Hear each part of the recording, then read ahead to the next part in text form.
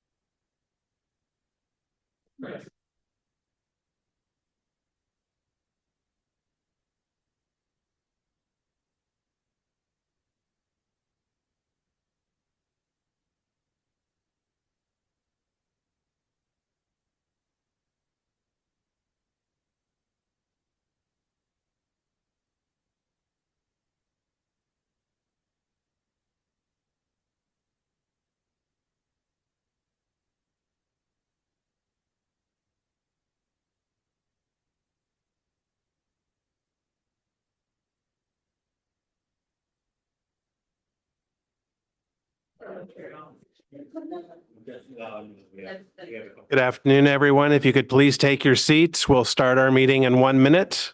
1 minute till we start our meeting.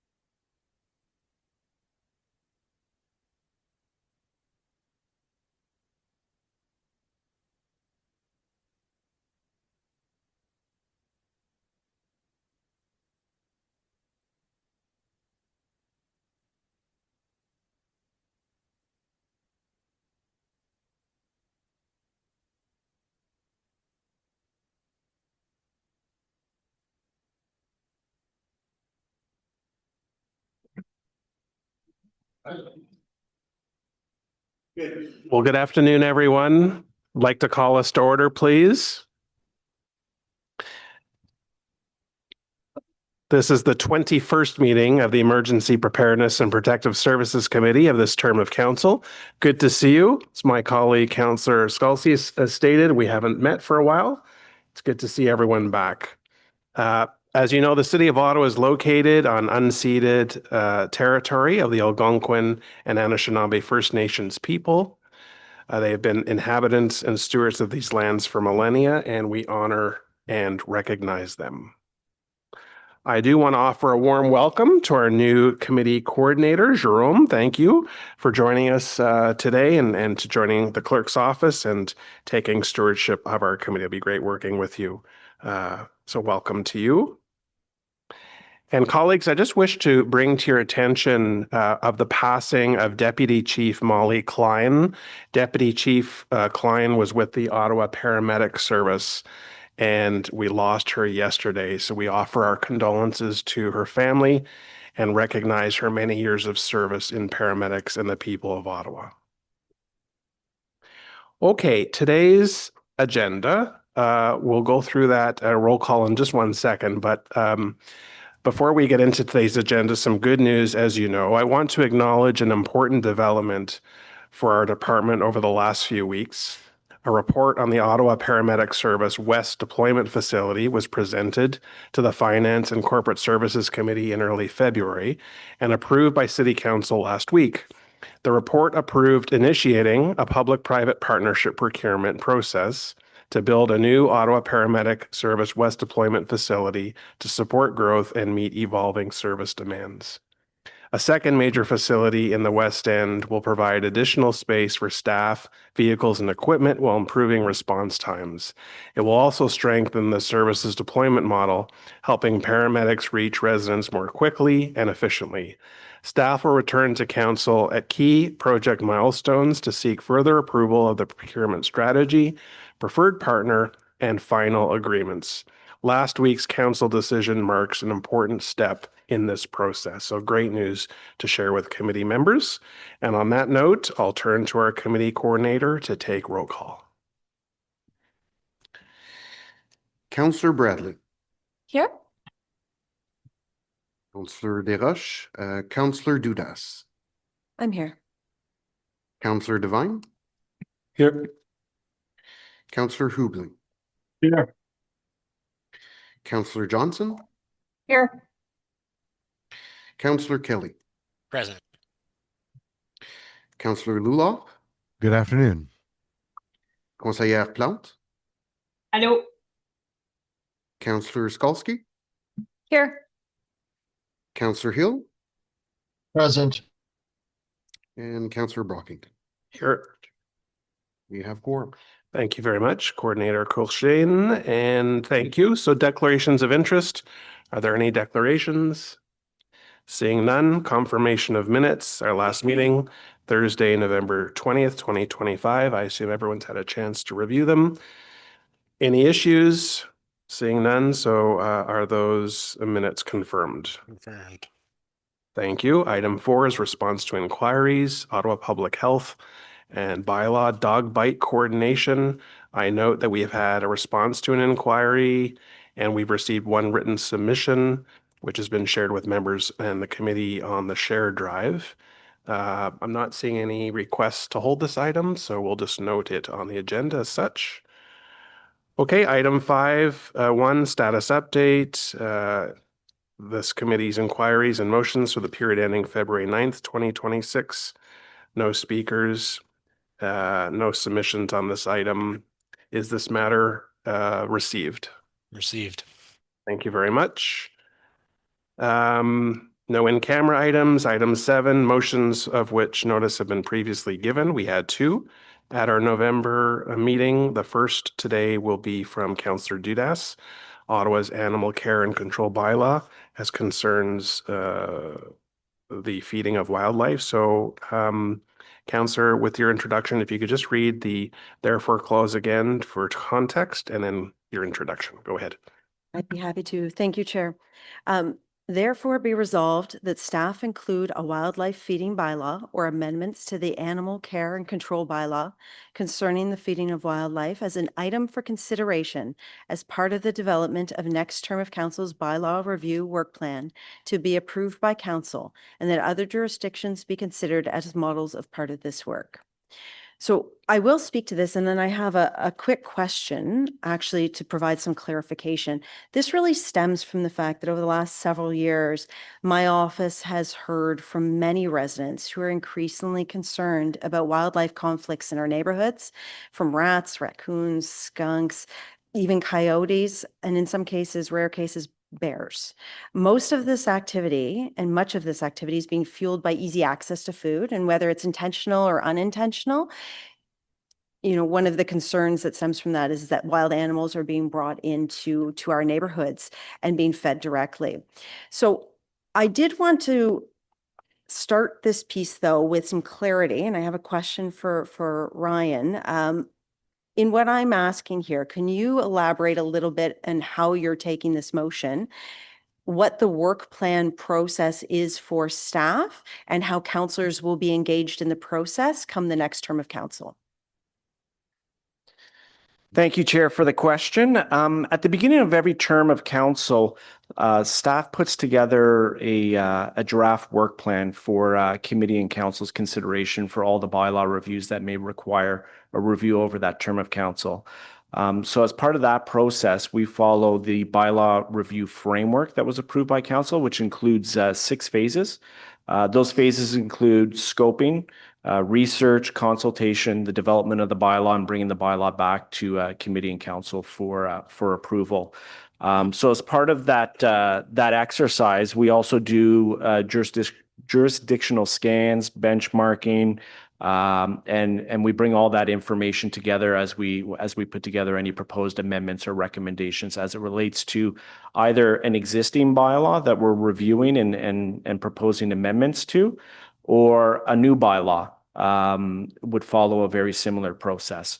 And that process is a process that's been set out by council in our framework, and we follow that. So in terms of today's motion, what it essentially does is it adds it to the list of bylaws to be considered as part of the next term of council that we would bring forward, and then it'll be up to that next term to determine whether or not council wishes to proceed with the list of bylaws that we're going to bring forward.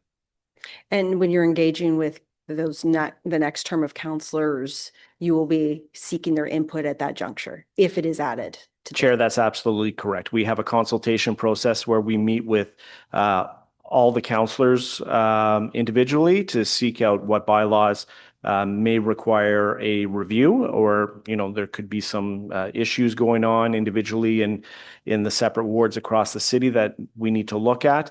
Or in some cases, as part of the framework, it's also staff that might be proposing the review because it reaches a 10-year window. So every 10 years, we look at our bylaws to make sure that they're up to date and modern.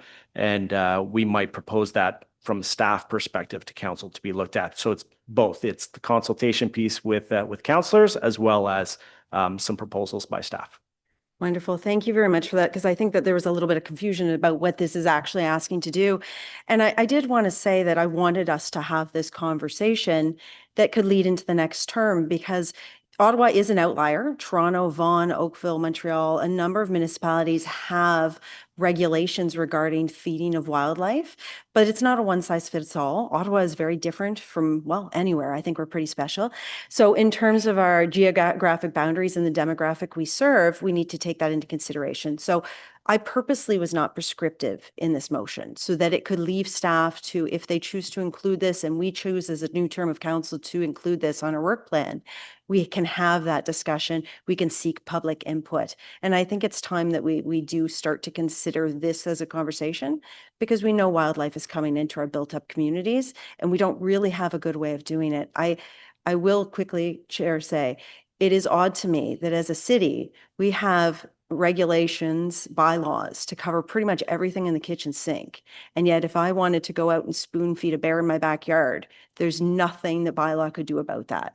There's not, it's the weirdest thing to me, and that we don't have, there's a bit of a gap in that. So at the very least, my ask today is to have staff come back to us in the next term, see if this fits into their work plan, and start that serious conversation about where do we go from here.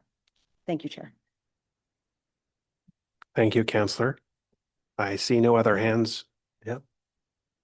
Okay, Councillor Skalski, go ahead. I just had a couple of questions. I don't know if we can answer them yet without having done a review, but I just maybe a couple of curiosity questions about whether or not we've already been receiving calls or complaints about animals, or like people intentionally feeding animals, and like the volume of actual complaints that have come in on that. I realize we couldn't take action without a bylaw, but wondering if we know. So, Chair, thank you for the question. I don't have that information with me today. So if council were to approve next term that this bylaw need to be looked at on the work plan, that would be part of the work that staff would do. And we would do that that data analysis aspect as part of our bylaw review. We would bring that forward. Thank you. And one more question on this. I think there's in rural Ottawa, there's always a sensitivity around sort of the regulation of things like this, because we interact with animals in a lot of ways that are okay and but also appreciate the concerns here. I'm wondering if, as part of normal analysis, would you conduct a rural impact analysis as part of your normal work to ensure that it doesn't have an impact, a negative impact or a disproportionate impact on rural communities, specifically with regards to like the confusion between livestock and wildlife, impact on, chickens that we're allowed to feed in some of our properties, the hunting, composting, all these types of things that are real in rural neighborhoods that we wouldn't want to see disproportionately impacted by a new bylaw. Chair, I've had similar conversations with other members. If this bylaw were to be approved to be reviewed over the next term of council, that is direction that staff at that time would be happy to take. Yeah. Okay, that's helpful. Thank you. Thank you. And I can appreciate questions particularly related to our own wards, but the scope today, we're not going to get into the scope, because the question is whether or not we consider this as part of the next term of council. And then when you have your meetings with bylaw staff, we can get into that, but I appreciate the question. I'm going to recognize Councillor Devine next. He is not logged into Zoom, but he did have his hand up, and then I'll take Councillors Luloff and Johnson. Thank you, Chair. So I think to a degree I have questions similar to my colleague, Councillor Skalski, but I also anticipate what the answer will be. So I have appreciated the fact that I've had conversations with Councillor Dudas about the motion. I've had conversations with staff about the motion. And while I am generally supportive of the intent behind the motion. I'm also cognizant of the fact that interaction with wildlife is not by default a bad thing. And what I've also, found out in short time is that, yes, there are other jurisdictions that have such wildlife bans in place. There is measured and mixed success about those bylaws. There is, research on what is best practice and what does and does not work with wildlife bans. And so I had been prepared to bring direction that might speak to the scope of the bylaw. Staff had indicated that they were supportive of the direction I brought. But I'll just confirm based on what you're saying. So if all we're doing today is to have something added to consideration of the work plan, so just as a purely procedural matter, this does not mean, by passing the Dudas motion today, it does not mean that staff will automatically develop such a bylaw. All it means is that it's added to a menu of items on a work plan that we then have to approve next term. Is that correct? Chair, that's correct. And at that time, either when the work plan, as modified, is presented to us, or at any other point prior to the development of this kind of bylaw, would council have input to provide scope defining direction and or parameters at that point? Chair, yes, they would. Okay. Can I assume then, just to cover a few of the concerns that I had, knowing that the passing of any bylaw, including the passing of this bylaw here, it might not necessarily address the behavior we're trying to address. It will certainly increase the number of complaints because suddenly there will be a thing to point to as a bylaw. May I assume that the development of any such bylaw would take a look at other jurisdictions to properly address whether or not enforcement is in fact an effective tool to curbing behavior? Would that be within the scope of development of a bylaw? Chair, yes, it would. We do that for all of our bylaw reviews. Our team, led by our public policy team in EPS, works very closely with bylaw and regulatory services. So as part of the review, we look at that enforcement element and how that would work. Similar to my colleague, Councillor Skolsky's question, and as Councillor Dudas said, this is not a one-size-fits-all thing. Whether it's in recognition of Ottawa's massive scope or whether it's recognition of the fact that different areas will have different problems, could I assume that the development of any such bylaw would take a area-specific focused approach to it, not just rural versus suburban, but that they might identify what might be hotspots and how do you respond to hotspots? Chair, that would be part of the scoping exercise that staff would do. So we follow that council approved process. As I mentioned earlier, those 6 phases, parts of those phases include scoping and research, and we would be consulting with every member of council during those phases to determine what we want to include as part of the review. Okay. Now, so knowing that there's already been discussion, not formally in the I don't think in the motion itself, but in conversations from the mover, that, for example, as other jurisdictions have done, they would exempt bird feeders. But that might mean then that, yes, you can have a bird feeder, but sprinkling a little bit of bird seed on the grass is verboten. May I assume that the review and development of any such bylaw would take a look into the nuance of what is permitted, what is not permitted, because that could trigger all kinds of calls that are not necessarily required?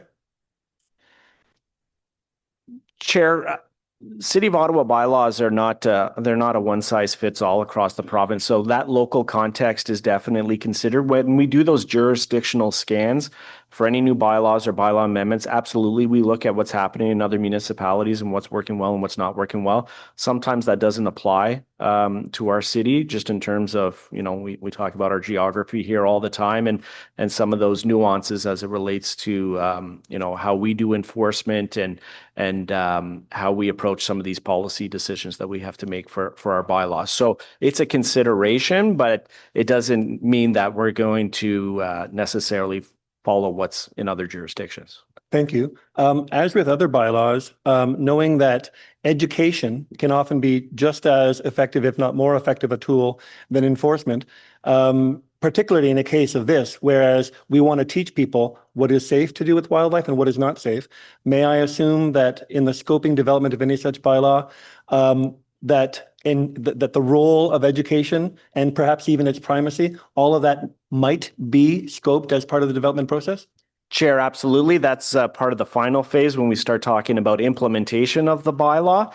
That's where we look at things like education, enforcement, reporting back on data with respect to enforcement to be able to come back to committee to show whether or not the bylaw is being effective and we're getting the intended results that that council is looking for. Right. Thank you. Knowing that other bylaws have been effective in curbing dangerous, aggressive, safety issued conflicts between animals and residents, knowing that that is out there, but that there are issues that need to be addressed. Based on all that you said, that all of this is just opportunity for that later on. I'm comfortable with this, and thank you to the mover for adding it to the work plan. Thank you, Councillor Devine. Before I go to you, Councillor Luloff, I just want to say this. I've participated in 3 rounds of bylaw work plan, and I've seen motions like what we're about to, assuming we're about to approve this before. This just gets it on a short list.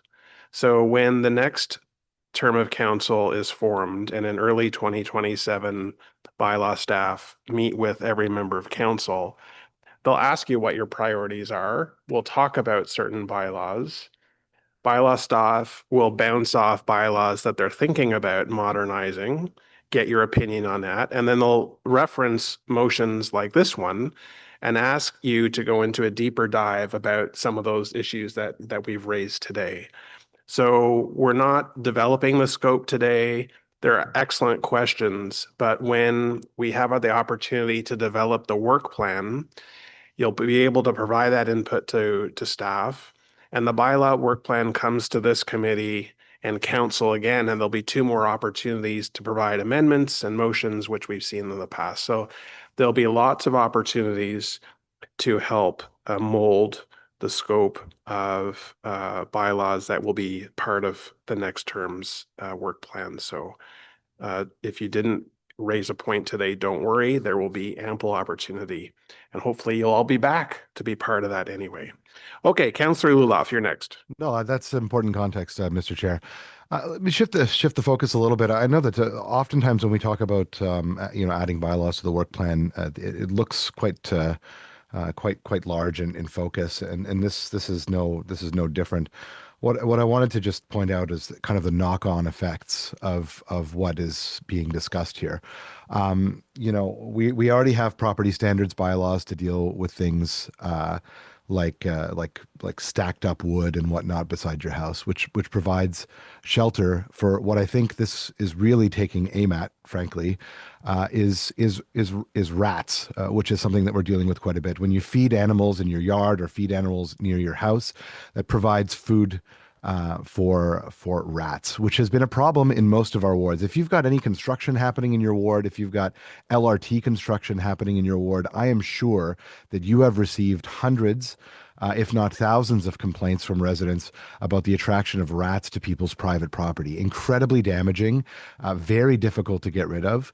There's been several news stories about it, and in my ward in particular, and in Councillor Dudas's ward, we've got families that have invested in rat traps and have caught hundreds of rats in their rat traps. So while I see, a lot of commentary on social media and in the media about what what putting this on the agenda would look like, let's not lose sight of the fact that we can deal with one of the 3 things right now that attracts rats to people's properties, and that's shelter. But they also require food and water. And so I guess my question is to Ryan. I heard Councillor Devine talk a lot about education. I think there's more than one way to tackle this. What kind of ongoing education is the City of Ottawa doing? I know that there's door hanger campaigns or whatnot, but this seems to kind of just be intermittent. But what kind of work are we doing to ensure that people that are being affected by this, or neighborhoods that are being affected by this scourge in our rat population, being disturbed from their natural habitats and looking for food and shelter on private property? What kind of education work are we doing now to ensure that people are aware the actions that they could be taking to ensure that we're not attracting rats onto private property, causing damage. Chair, I'll ask my colleagues in bylaw and regulatory services to respond to that. I guess what I will say is that EPS is part of a rat mitigation task force, and we come together with departments across the city to identify different mitigation strategies as it relates to rats. One of those being a communications plan. I know our colleagues over in Ottawa Public Health have a lot of information on their website and push it out through various channels. But with that, I'll just hand it over to Roger and Jake to see if they have anything that they'd like to add in more detail. Thank you, Ryan. Through you, Mr. Chair. Great question, Councillor. And really, when it comes to these situations where bird feeders or feed for wildlife are not kept in sort of clean and tidy situations, we would respond to these complaints. The first step of enforcement is really through education. When that officer gets to the door, does his investigation, his inspection, we try to educate the resident about the unsafe condition that he's creating by overfeeding or not keeping a tidy backyard or front yard as a result of these feeding of wildlife. And should they not comply, then we would have to really, issue a notice of violation and step up that enforcement to try to remove the unsafe condition from the property. Okay, thank you very much. And colleagues, I don't think the councillor is looking to stop people from having, robins and blue jays and cardinals coming to visit them in their backyard. What we have right now is a scourge where people are not properly taking care of these sorts of these bird feeders and other things that they have in their backyard. This isn't about giving a chipmunk a nut. This is about health and safety and protecting property, which has been a major problem. And so when we don't have the tools that we need to encourage those who decide not to heed the advice that's giving, I understand why this is being brought forward now, and I don't think that it should be mischaracterized the way that it has been in the media and on social media. So thanks, Councillor. Thank you, Councillor Lulaf. Seeing no other hands raised, Councillor Dudas, do you need any final comment? I think I've said quite a lot. I'm good. I'm happy to go to a vote. Okay, so is that motion before us carried? Carried. Thank you, Councillor. 7.2. Notice of motion was provided in November from Councillor Bradley regarding driving school prohibition zone near the Walkley Road Drive Test Center. Councillor, if you could just read your therefore clause and then introduction. Great, thank you, Chair. So therefore be it resolved that the Emergency Preparedness and Protective Services Committee recommend Council approve amendments to Schedule 2 of Licensing Bylaw 2002-189 as amended, as detailed in the attached amending bylaw to prohibit driving instruction within the defined area adjacent to the Ministry of Transportation Drive Test Facility at 1570 Walkley Road. Just a little bit of context, it's a fairly straightforward motion, but essentially what we're looking to do is to ban driving schools from using the official test route outlined by the Ministry of Transportation. It goes through a portion of my community in Hetherington and also in Councillor Carr's ward. As you can imagine, when there's young drivers learning how to drive, they can cause quite a bit of congestion on streets. Their 3-point turn is often an 8-point turn to start. And the Ministry of Transportation has also asked for this prohibition because as they are trying to administer an official test, sometimes the driving schools are in their way. It's also been a nuisance for the community as well. So basically, we're just asking that this area be prohibited from driving schools using the official test route. It's not a large area. The map is attached. I believe we have a similar prohibition in the East End, so it's also not uncommon, and many other jurisdictions also have prohibitions in these areas. Happy to answer any questions, but it's fairly straightforward. Thank you, Councillor. Any questions, comments from, go ahead, Councillor Tierney. I'm just here to lend my support to my colleague. There's only 2 drive test centers in the city, by the way, I'll point that out. And I have many dents in my car from a lot of the new drivers that are out there.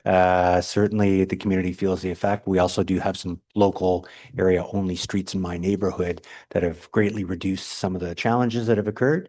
And maybe the province wants to move them around ward to ward. I know we all have our burdens, but every 10 years they could shift those locations of test centers if they want. That'd be helpful too. But I don't see that happening. So in the interim, I'm just here to lend support to a colleague. Thank you, Councillor.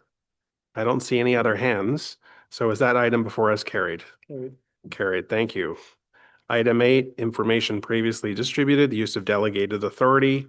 Anyone wish to lift this? Seeing none, any notices of motion? We received any notices? No heads up? Any inquiries? Any other business? There is no other business. Before we adjourn, just some closing remarks to give us a heads up of what we can expect over the next couple of months. So while today's agenda was lighter, it will be busy and important this spring for our committee. We will see the conclusion of several major files on this term of council's bylaw review work plan, including the food premises licensing, the vulnerable social infrastructure bylaw review, also known as the bubble bylaw, the licensing bylaw review and reenactment, and the renovation license and relocation bylaw review. In addition to those reviews, we will receive our regular scheduled EPS annual reports for Ottawa Fire, Ottawa Paramedic, Bylaw and Regulatory Services, and Public Safety Service. And on a final note, April's committee meeting will be the last for Director of Bylaw and Regulatory Service, Roger Chapman. After 35 years of dedicated public service, Director Chapman will be retiring from the city on the 30th of April, 2026. So Roger, we will to be continued with kind words for you, and hopefully we'll have something special for you at that April meeting. So you'll be here, right? Excellent. You cannot sneak out today. All right. So we are adjourned for today, and we will see you on March 26th. Thank you. Thank you, Chair.